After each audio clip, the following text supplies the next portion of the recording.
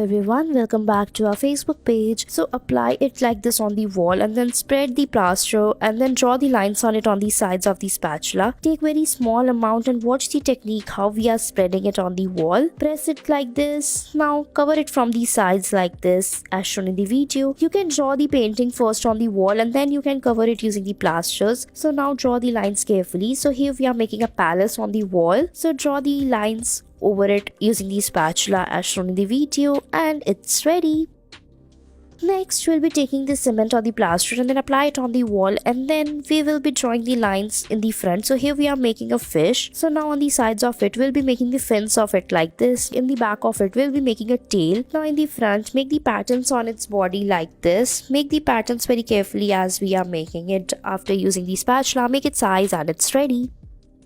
Next, we'll be making a beautiful lotus on the wall first using the pencil, and then using the plasters, we'll be covering it like this one by one. Spread the cement all over it in the same way as shown in the video. So give the very minute details very carefully and watch the technique how we are spreading it using the spatula like this. Fill it carefully one by one. Put it in the triangle shapes like this. Now give it a leaf shape in the between like this. Cover it very carefully as shown in the video. Fill it. Now we will be drawing its stem. Fill it like this. So give a 3D look to it by putting the plasters in the same manner as shown in the video, and it's ready. Now using the spatula or pencil, you can make some dots on it and it's done.